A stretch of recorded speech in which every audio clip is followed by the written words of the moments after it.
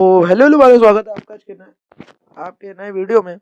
और आज हम लोग पढ़ने जा रहे हैं हम लोग का एक और इम्पोर्टेंट टॉपिक, जो कि है भारतीय साक्ष्य अधिनियम के अंतर्गत। भारतीय साक्ष्य अधिनियम के अंतर्गत क्या करना है हम लोग को? जैसे हम लोग रेस जेस्टे या रेन जेस्ट सिद्धांत के विस्तार से व्याख्या करनी है। यानी भारतीय साक्ष्य अधिनियम के अंतर्गत रेस जेस्टे सिद्धांत की विस्तार से व्याख्या करनी है। शुरू करते इस टॉपिक को, बहुत ज्यादा इंपॉर्टेंट टॉपिक है क्योंकि अनुचित साक्ष्य हेयर्स एविडेंस के नियम का सबसे महत्वपूर्ण अपवाद है। ठीक है, और रेस जेस्टे के सिद्धांत को समझना आपके लिए अनिवार्य है क्योंकि अनुचित साक्ष्य यानी हेयर्स एविडेंस, जो मैंने अभी भी कहा, उसके नियम का सबसे महत्वपूर्ण अपवाद है। जैसा कि आपने उल्लेख किया कि भारतीय साक्ष्य अधिनियम 2023 बीए से लागू हो चुका है, हालांकि सिद्धांत वही है लेकिन इसकी धारा और कानूनी संदर्भ को समझना आवश्यक है। चलो रेस जेस्टे का अर्थ समझते हैं सबसे पहले कि रेस जेस्टे एक लैटिन वाक्यांश है। क्या है? एक लैटिन वाक्यांश है जिसका अर्थ है किए गए कार्य का भाग, थिंग्स डन। इसका मतलब है रेजिस्टे एक लैटिन वाक्यांश है जिसका अर्थ है किए गए कार्य का भाग, थिंग्स डन। साधारण शब्दों में बोले, जब कोई घटना या जब कोई तथ्य होता है वो मुख्य घटना का हिस्सा होता है। जब कोई तथ्य जो है वो मुख्य घटना का हिस्सा होता है तो वह साक्ष्य में प्रासंगिक या रेलिवेंट क्या होता है, माना जाता है। ठीक है, कोई तथ्य है वो मुख्य घटना का कोई हिस्सा होता है तो वह क्या होता है, साक्ष्य या जो एविडेंस है उसमें प्रासंगिक या रेलिवेंट माना जाता है। भले ही वह सीधे तौर पर मुख्य मुद्दा ना हो, भले ही वह सीधे तौर पर मुख्य मुद्दा ना हो, लेकिन वो क्या होता है, एक साक्ष्य के रूप में माना जाता है क्योंकि वो मुख्य घटना से क्या संबंधित है। पुराना कानून इंडियन एविडेंस एक्ट की धारा 6 में प्रावधान था, लेकिन अब किसमें हो गया, धारा 4 में प्रावधान हो गया। धारा 4 क्या कहती है बीएसए के अनुसार? जो तथ्य विवादक ना होते हुए भी किसी विवादक तथ्य से इस प्रकार संसक्त कनेक्टेड है, जो तथ्य विवादक ना होते हुए भी किसी विवादक तथ्य से इस प्रकार संसक्त है कि वे एक ही समव्यवहार सेम ट्रांजैक्शंस के भाग हैं, सेम ट्रांजैक्शंस के भाग हैं, वे तथ्य क्या है, प्रासंगिक हैं। वे तथ्य क्या होते हैं, प्रासंगिक हैं, चाहे वे उसी समय और स्थान पर या विभिन्न समयों और स्थानों पर घटित हुए हो, तो वह क्या है, सेम क्या है, प्रासंगिक है। ठीक है, आगे कहता है एक ही सम व्यवहार यानी कि सेम ट्रांजैक्शन के तत्व होते हैं।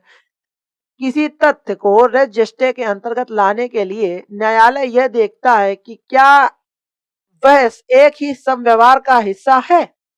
इसके मुख्य मापदंड निम्नलिखित हैं। समय और स्थान की निकटता देखते हैं। घटना और कथन के बीच समय का अंतर इतना कम होना चाहिए कि मनगढ़ंत कहानी बनाने का अवसर ही ना मिले। ठीक, पहली बात।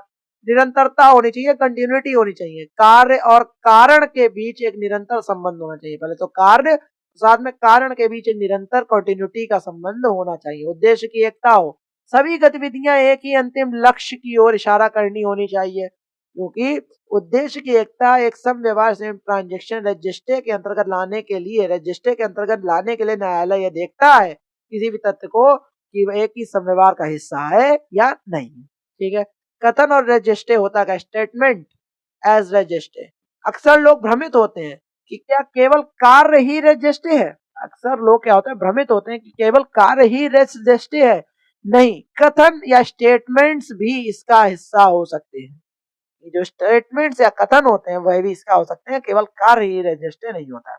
यदि कोई गवाह घटना देखते समय कुछ चिल्लाता है, जैसा देखो रमेश ने सुरेश को गोली मार दी, तो वह चिल्लाना साक्ष्य में स्वीकार है क्योंकि वह घटना के साथ स्वाभाविक रूप से हुआ है।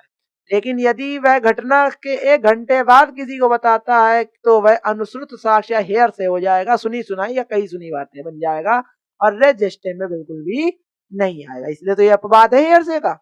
ठीक है, महत्वपूर्ण केस लॉस देख लो इसके अंतर्गत, लैंडमार्क केस लॉस की R versus foster, AR versus foster वाला 1980 वो 1834 वाला, यह रजिस्टर का क्लासिक उदाहरण है। कैसे क्लासिक उदाहरण? एक व्यक्ति ने केवल एक तेजी से जाता हुआ ट्रक देखा था, उसने टक्कर नहीं देखी थी, लेकिन टक्कर के तुरंत बाद वह घायल व्यक्ति के पास पहुंचा जिसने उसे बताया कि ट्रक ने क्या करी है, उसे टक्कर मारी है।